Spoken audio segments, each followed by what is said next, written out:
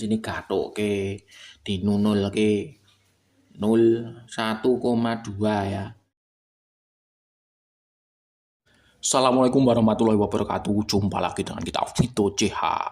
Bang, aku tanya bang, aku praktek hukum pakai baterai kecil, baterai remote 1,5 volt, tak kasih resistor 0,5 ohm. Kalau menurut hukum ya bang, itu arusnya akan 3 ampere. Tapi kenapa arusnya cuma 1 ampere punjul sidik bang? 1 ampere lebih sedikit. Apakah hukum ohmnya salah? Itu dia salah satu pertanyaan dari viewer yang kritis dan mau belajar. Sebetulnya pertanyaan itu juga pernah saya tanyakan dalam hati saya. Tapi alhamdulillah saya sudah bisa menjawab juga dalam hati. Karena itulah saya tertarik untuk membikinkan videonya bagi viewer yang bertanya. Mungkin pertanyaan itu juga pertanyaan kita semua ya.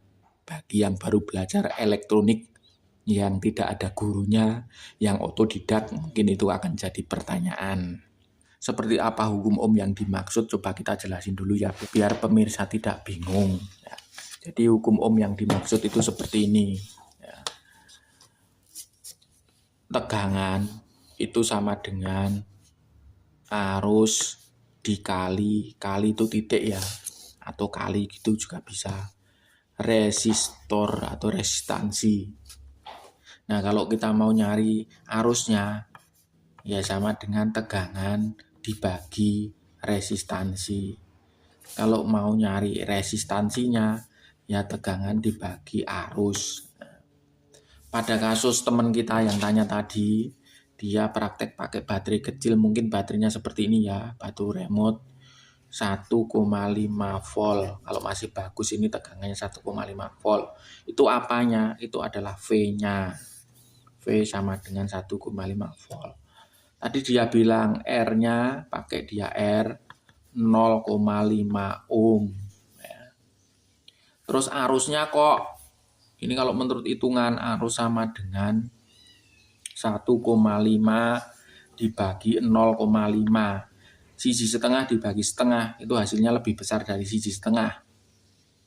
Jadi siji setengah 2 kali lipatnya sama dengan 3 ampere. Ini arusnya 3 ampere. Tapi teman kita tadi bilang cuma 1 ampere punjul sidik. Coba kita praktekin ya, coba ya. Kira-kira rangkaiannya untuk praktek mestinya seperti ini. Ini baterainya plus ini main 1,5 volt. Terus kasih resistor ya.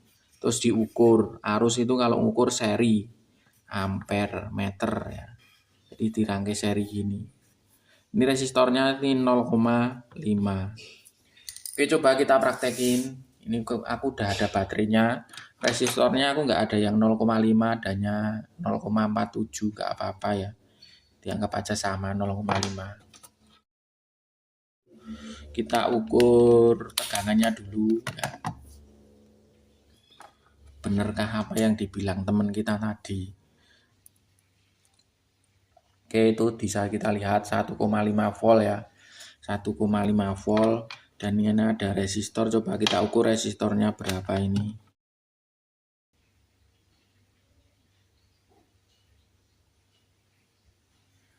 0,6 ya. 0,6 ohm, tapi karena terlalu kecil biasanya nggak akurat ya. Anggap saja 0,5 boleh, 0,6 boleh ya. Kita tulis saja 0,5 karena tulisannya di sini 0,47. Oke, coba kita cek arusnya. Kita rangkai seperti ini, terus kita cek arusnya ampere sini ya. Terus ini harus dipindah sini karena belum canggih ya. Oke, ini template sini, ini yang main sini ya, main sini. Terus kasih resistornya sini, template kayak gini. Nah, terus ini gatok ke di nunul ke 0. Ternyata benar 0, piro mau? Ya kok 0, 1, piro? 1,2 ya. Cuman 1,2 ampere. Ini nggak boleh lama-lama karena ini anget ya, panas. Dan kok iki baterainya habis, baterai remoteku habis, kok diseneni anakku ra iso ndelok TV ya. Oke, ternyata benar, nggak nyampe 3 ampere ya. Cuman piro mau hasilnya? Hasilnya cuman arus yang mengalir terukur 1,3 atau 1,2 tadi ampere. Iki penjelasannya piye toh, Bro? Jadi gini, Bro. Ini hukum ohmnya ini jangan disalahin. Kita yang harus menyesuaikan dengan hukum ohmnya. Hukum ohmnya itu nggak salah. Ya. Kitanya yang harus menyesuaikan. Jadi resistor itu bukan cuman ini ya Om. Resistor ini nggak cuman yang kita pegang ini. Bahkan ini kabelnya ini aja juga bisa dianggap resistor. Ya, kabel ini juga bisa dianggap resistor. Sini bener memang 0,5 ohm. Tapi resistornya itu nggak cuma di situ. Bahkan di dalam ini bisa kita asumsikan ini ada resistornya. Kalau menurut rumus itu namanya R dalam. Tulisannya R gini. Kalau ini kan R gitu gede. Ini R-nya kecil kayak gini. Nah, ini ternyata ada R-nya Om. Walaupun nggak ada, sesungguhnya nggak ada, tapi harus diasumsikan ada. Karena pada kenyataannya nggak ada kok baterai yang arusnya itu tak terbatas. Hukum Ohm ini berlaku kalau arus ini tak terbatas ya. Tapi kenyataannya sumber listrik itu nggak ada yang arusnya tak terbatas. Pasti ada batasnya, makanya harus dikasih R ini. R imajiner. R nggak sesungguhnya, tapi ada nilainya, tapi nggak ada wujudnya.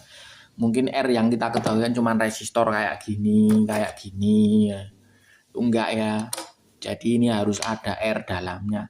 Dan nilai R-nya ini menyesuaikan. Kalau baterainya sudah mau habis, R-nya semakin gede. Tadi R dalamnya bisa kita hitung ya kalau ini. R dalamnya bisa kita hitung. Berarti R dalamnya piro? 1,5. Nah, kan nyari R kan ini. Ini tadi rumusnya R sama dengan V per I. V-nya kan 1,5 dibagi 1,3. Biro ketemu nih. Coba dihitung. Oke, coba kita hitung ya nilai resistornya berapa totalnya. 1,5 dibagi 1,3 ampere sama dengan nah ini 1,15. Jadi ini resistornya total dengan R ini. Nah, ini 1,15 ohm. 1,15 ohm disudo 0,5 ohm. Berarti 0,65 ohm. Jadi R dalamnya ini ada resistor yang tidak terlihat nilainya 0,65 ohm.